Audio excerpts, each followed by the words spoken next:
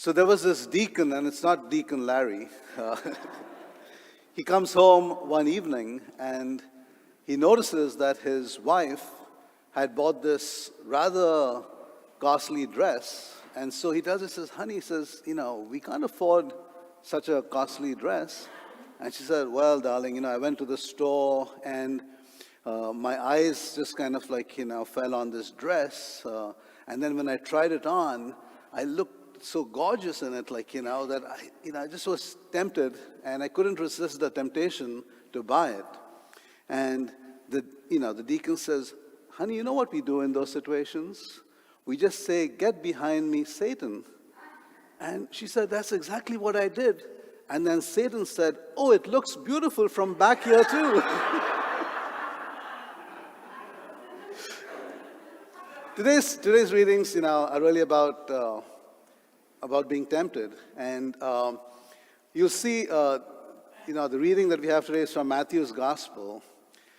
But in all the three synoptic Gospels, Matthew, Mark, and Luke, they speak about Jesus being tempted in the desert, the temptations.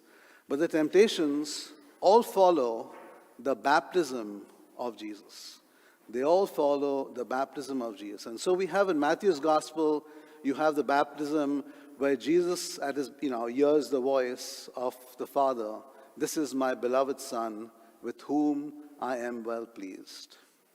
And then, and of course you have this statement that kind of seems a little awkward because it says, the Spirit led Jesus into the desert to be tempted by the devil. It almost seems like, that the Spirit is leading Jesus to be tempted by the devil.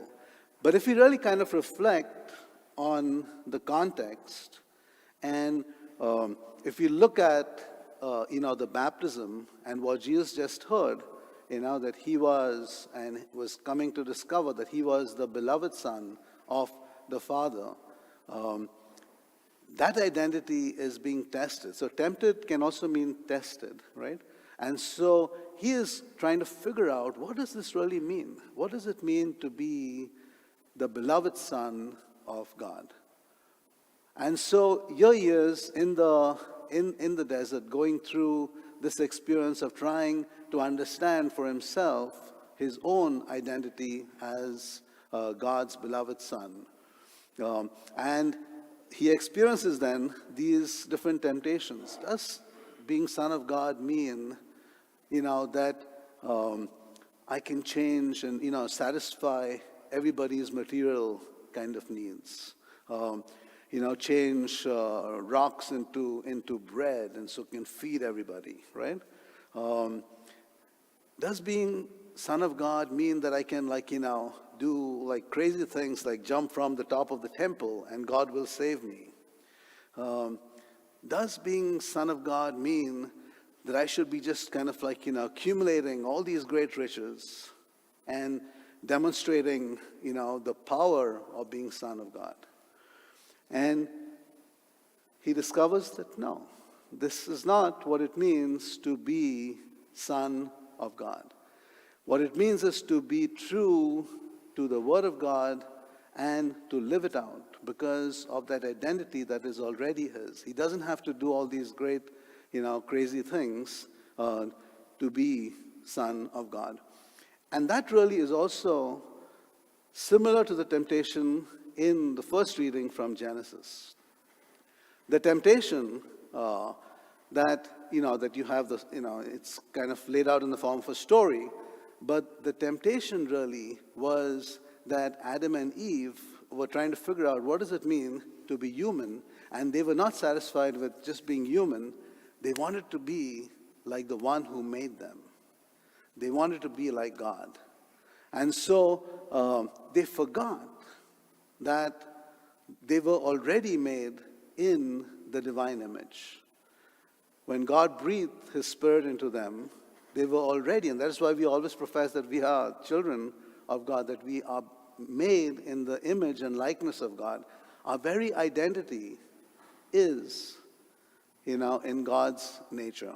And for them, they were what they wanted to be was they wanted to become like God, forgetting that they were already like God, that they had to live that out. And so really, as we reflect on the readings today and as we move into the season of Lent, we are reminded that, that we don't need to play God in our lives. We don't need to become God. We don't need to do all these great things, but that we are already, our basic identity is already being children of God, that we already have this divine spark within us that we are called to manifest in our lives, to allow it to be more and more present by the actions that we do. So a lot of things that we do, the almsgiving and the fasting, if they were just for themselves, it would actually be in contrast to it, because again then, the focus comes to ourselves. And, that we are doing things to merit God's love. God already loves us. The very actions that we do are just as are meant to help us recognize that our very identity is in God's nature. And so really, during the season of Lent, we are invited to be more and more like God in our lives, to allow, God to be more and more present. And again, the incarnation actually is a reminder of how God reaches out to us in selfless service, an invitation to us to also reach out to our brothers and sisters in selfless service, moving away from the focus on ourselves towards other people.